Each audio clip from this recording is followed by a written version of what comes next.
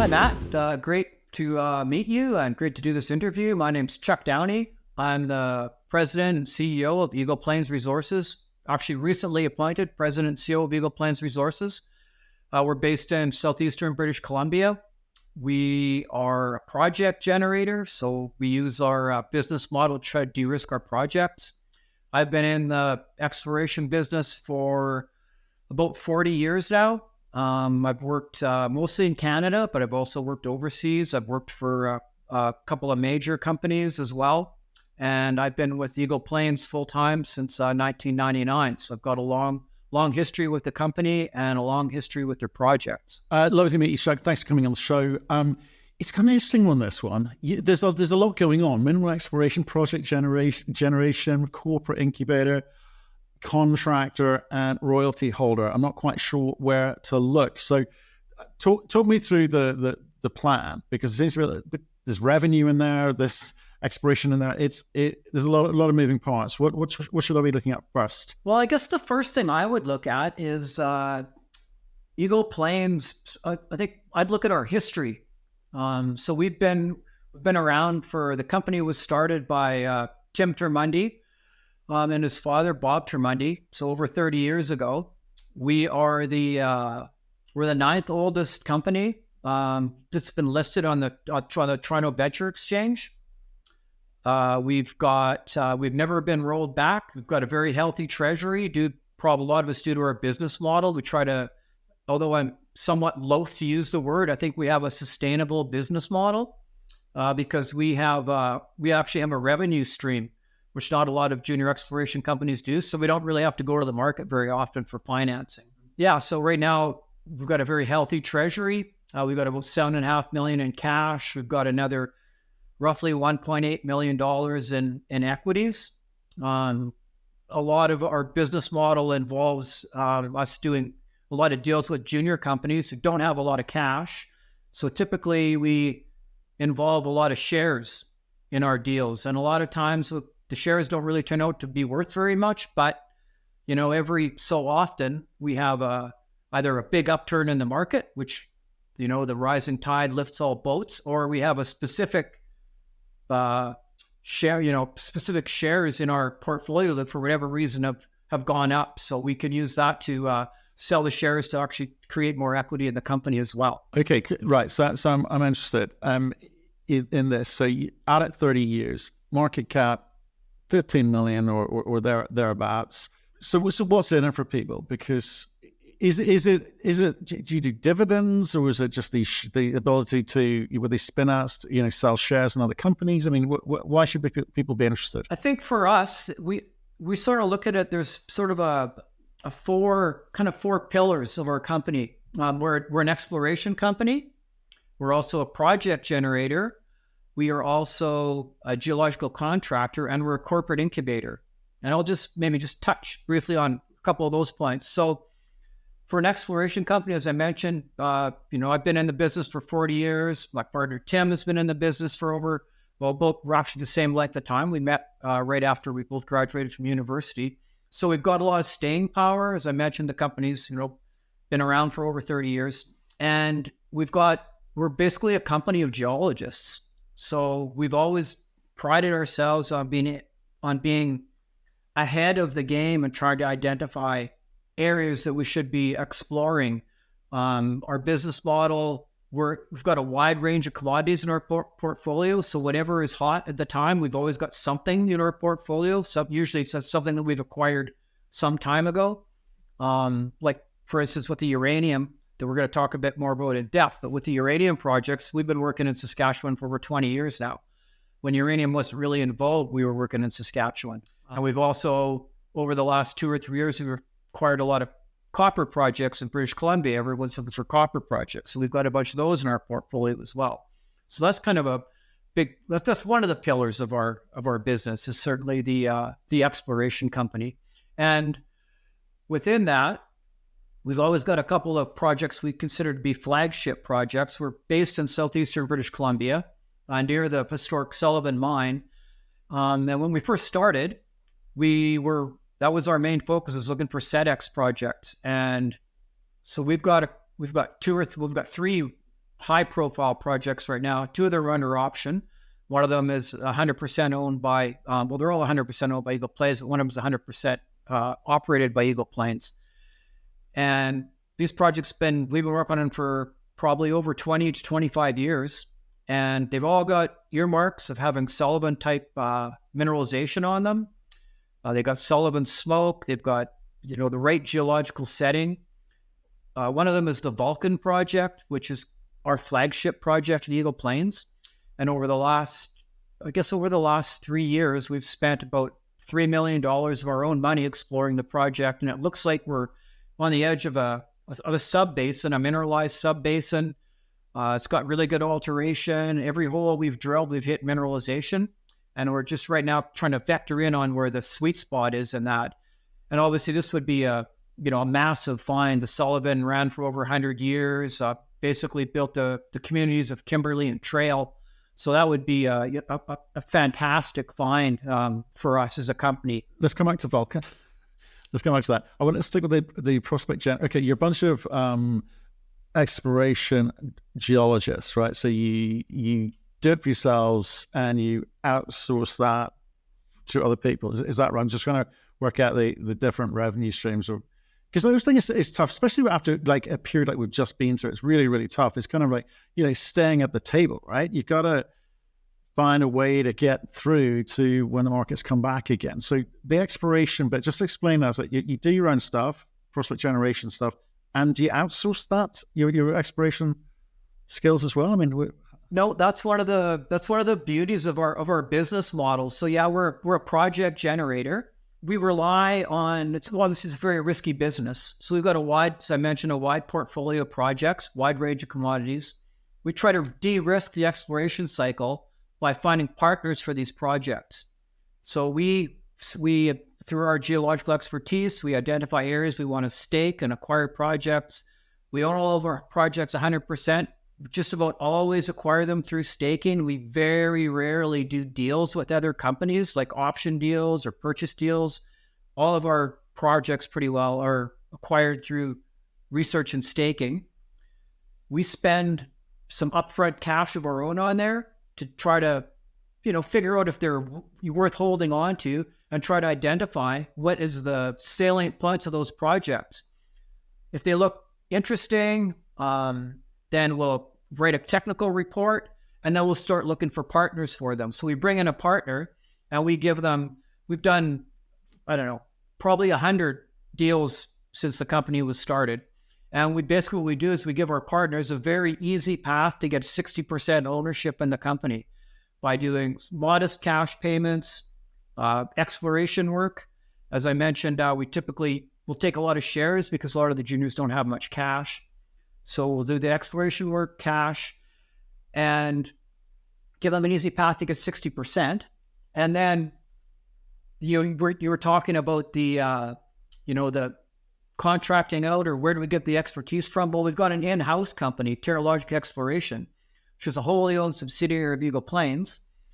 It's got 10 or 12 employees. I guess about 12 full-time right now, based in Cranbrook. And we use that company to do the work on our projects. So they work for Eagle Plains, they work for our partners, but they also work for third parties. So a lot of the companies that we option, we do options with bigger companies that have their own exploration groups. And in that case, a lot of times the bigger partner will carry the work out. But we use Terralogic to do the work on those projects. A lot of the juniors don't have the technical expertise, so we can supply that as part of the package. So Terralogic, who owns it? Who owns that company? Eagle Plains, wholly owned subsidiary. Eagle Plains owns it. Okay, so there's revenue comes in against whatever it is that those guys do, and that kind of money is also used to fund your own activities. Okay, understood. Can we just go through a couple of case studies here then, because I want to understand what's in it for me, right? Because I read somewhere you've dished out over $100 million worth of dividends. That's good. Okay, that's good.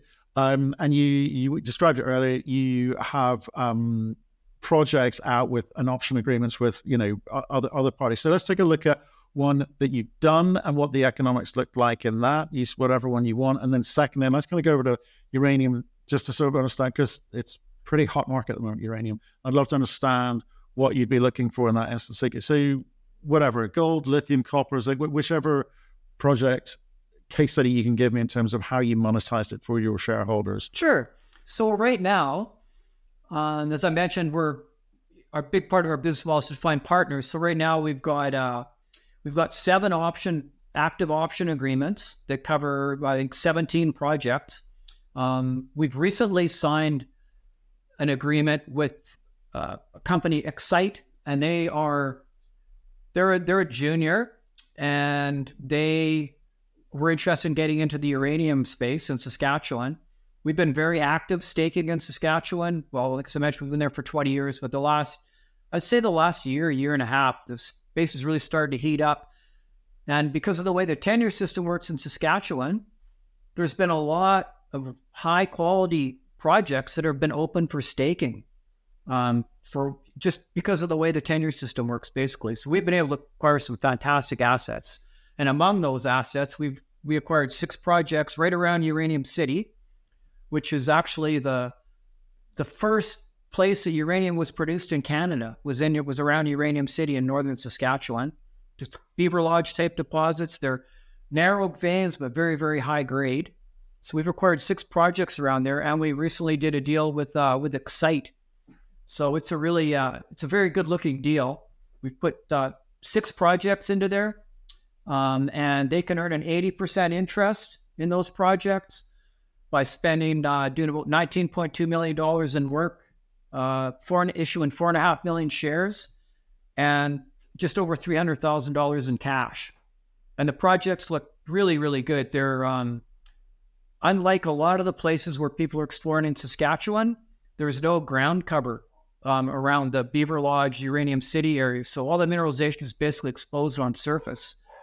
3 of the projects have got historic past production on them, and the area hasn't really seen any sustained work since the 1980s. So it's an area that's kind of laid dormant. And as I said, now that the claims are starting to open up, more companies are up there, as well as Eagle Plains working up there with this deal we've got with Excite. There's also Standard Uranium is working up there. Ather Resources is working up there. F3 is working up there. So it's kind of becoming a bit of a camp revival, if you will. There's going to be a lot of focus on that area right now. Right. Okay. So how do you go about picking? Because you said earlier on, you said, look, we do a lot of options, and some don't work, but enough do that it kind of makes up for it. How do you go about selecting who you want to work with? Excite, I think we know they're sort of 5 million market cap type company. They're going to have to go and raise some money now, probably into a very positive uranium market. That's not an issue. They're not going to suffer from perhaps what some of the gold companies would do at the moment. So it's all good news. But what do you look for in a partner to ensure that they're more likely to be successful than not? I don't know if it's specifically what we look for. And obviously we try to find somebody who's got a bit of a track record, able to raise money. This group, I'm very impressed with so far. They seem to have the ability to raise money. They're very well connected. But you also it's important to structure the deal so that the company can stay in the deal. So typically our agreements are backloaded. The first year, work commitments are usually pretty modest, and they keep going up and up and up. I see a lot of companies will do a deal when you read the terms of the deal, and this is like the richest deal you've ever seen. But then the following year, you see, well, they had to renegotiate the deal. They had to amend it because the company, they couldn't come up with $1 million cash payment the first year. They couldn't spend $5 million in exploration. So our objective is to get the company there to spend some work. And then the great part about that is even if the deal only goes to 1 or 2 years and we get the property back, well, we've got some work on the ground, which is a big part of it. Then we've got the tenure commitments are made. We've got a bunch of new knowledge about the project. We can look at the data, package it up, and option it out to somebody else. Right. Okay. So, well, that's it. And you can, if it doesn't work out for them, then you can get 100% back. I mean, how do you structure these guys? It's really important, right? We get 100% back. Yeah. There's no ownership until they make the first milestone, which is typically 60%. So up until that point, until they make the 60%, the first option or second, however the deal's structured, They don't have any ownership at all. They just give the project back. And we've got work on it. We've got shares in the company. Right. Okay. And again, it's intriguing, given the kind of range of commodities, metals that you're dealing with, is you're just exploration. You're looking for mineralization of whatever type, and then you find a partner who's interested in that commodity type. So, how much money do you typically spend on these things before you then look for someone to kind of come in and then take it further? Like what data do you need to provide to give them confidence there's something there to get going with? It varies to some degree. Could be on the location, depending how much. If it's a remote area, it might cost more to get in there to do the work.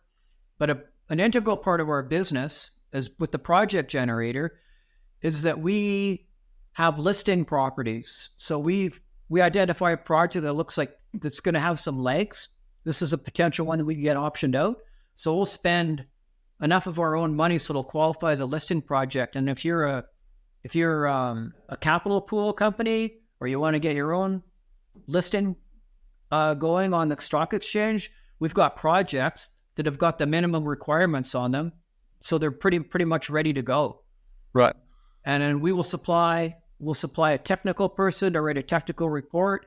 And then they can use that as their listing property, get listed on either the CSE or the TSXV. And if you want to get listed, if you want to actually get a trading company, it's one of the easier routes to go is to do a mining deal. Right. Okay. And what's the biggest deal you've done? The biggest deal that we have done, well, actually, the Excite one would probably be right up there, because it's 6 projects and we've kind of bundled them all together and they've all got their own exploration or their own expenditures. That would probably be one of the bigger ones we've done in terms of scale, I would think. Yeah, I would think like 19 million in work. Right. But okay, 19 million in work. But in terms of the upside for me as an investor coming in here, I'm trying to make money. So in terms of the value created and, how shareholders benefited, what would be the biggest one? Right. So that sort of, I mean, for the shareholders, these deals we do are great because all that capital goes into the company, so we don't have to go to the market. So we're not your shareholder, you're not getting diluted. You're getting exposure to a bunch of exploration work without having to actually be diluted. But as far as the biggest deal we've ever done, that sort of comes down to the project incubator, because every few years as I mentioned, we've got a group of projects or a single project within the company that we've got 30 or 40, 50 projects in there. It kind of gets lost. We don't really have any value. We're not getting any market value for that company. So we'll take that asset out or a couple of assets out and we'll spend them out into a separate company. So if you're an Eagle Plains shareholder, you've got your Eagle Plains share, and you wake up one morning and as well as Eagle Plains, you've got X shares in Spinco that just showed up in your account. You didn't pay anything for them. It's like a free dividend. The objective with that is to isolate these projects, and we do it because we've got a partner or somebody that wants to buy them in mind. So the most recent one we did was Taiga Gold. We had an excellent portfolio of gold assets in Saskatchewan. We spun it out into a separate company that was an Eagle Plains, spun it out into a separate company, didn't affect the Eagle Plains share price at all. Eagle Plains shareholders got shares in Taiga Gold. The company we were targeting was SSR Mining. They had a CB mine, a producing mine. Our claims were contiguous with SSR Mining. We did an option deal with SSR. SSR went in and spent, I think, about $5 or $6 million on that project.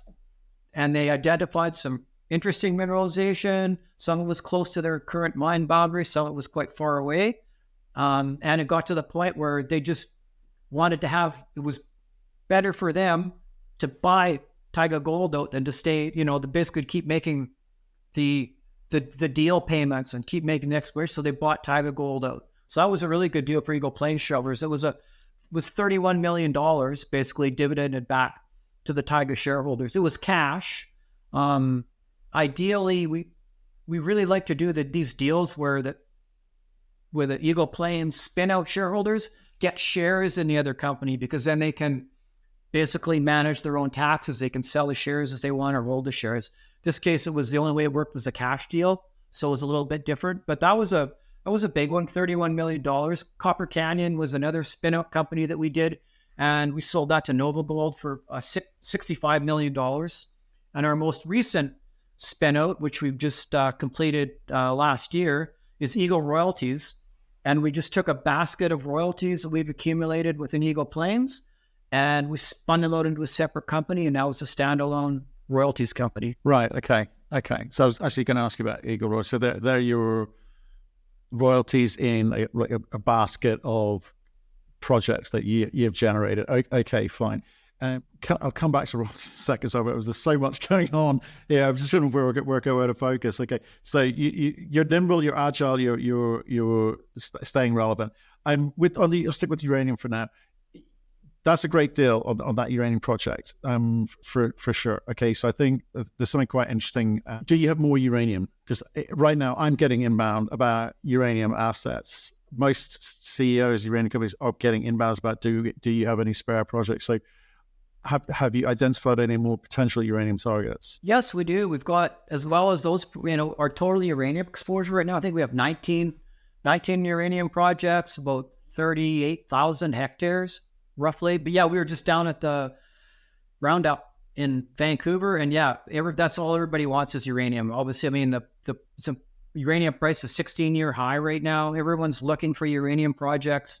Saskatchewan is a great place to work. We've been, as well as uranium, we've got copper projects there. We've also got a Cenex project, got some gold projects out there as well.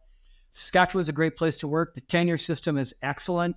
When you stake claims there, you can hold them for 2 years without having to do any work, which is very, very attractive.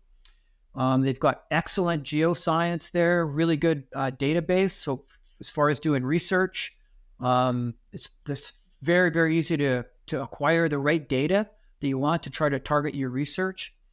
The government is very supportive of the geoscience there. They fund a lot of the geoscience work out there.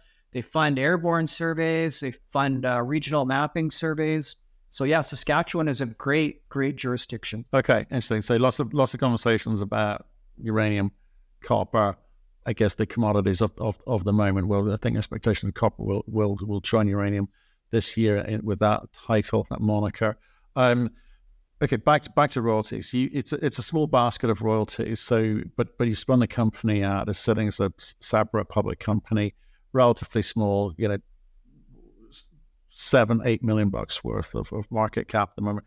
How do you grow that business, or have you done everything that you need to do with that, and your shareholders have benefited already, or do you have kind of separate growth plans for all of these spin codes that you're in control of? Well, ultimately, like our other like the other spin-outs we've done, we built it so somebody can buy it.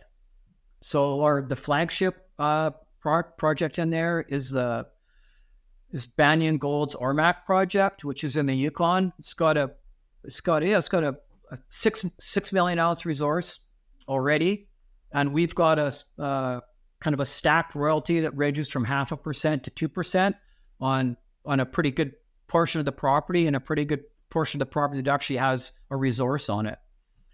So that's kind of our flag. Do they have an option to buy that back, or part of that back? No, there's no option to buy. Yeah, it's not purchasable. Yeah, we've had that.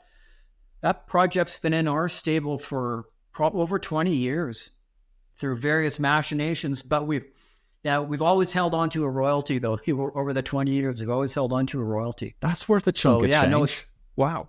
You're not getting value for that. It should be worth quite a bit. Yeah, it's a great asset. And then we've also got some really good uranium assets in Saskatchewan too. They're a little bit farther up. We've got assets that are, like, one important part about this, I mean, similar to the Banyan, is you want to have your royalties in the hands of companies that are going to keep the ground in good standing. So we've got royalties with Cameco, we've got royalties with Denison, and other bigger companies like that. And once they've got the ground, they're going to keep it in good standing, which is what you want with the royalty. Yeah, there may not be a discovery this year, but you know that they're going to keep working that ground. And in 5 years and 10 years, if they keep working it, hopefully there will be discovery on that ground, and the royalty is going to be in the money. Interesting. Very interesting. Okay, I'm going to have a look at that.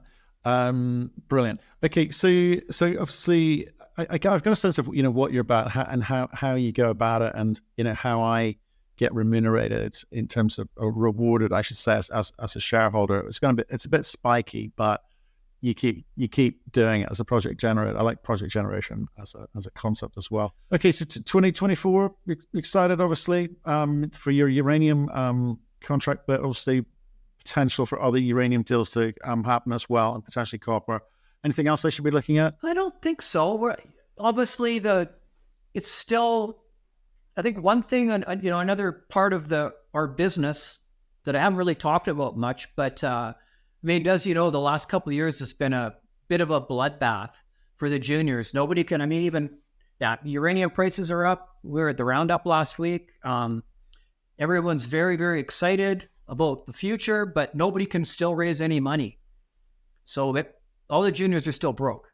There's no two ways about that. Until the equity markets turn around, a lot of companies are going to be struggling.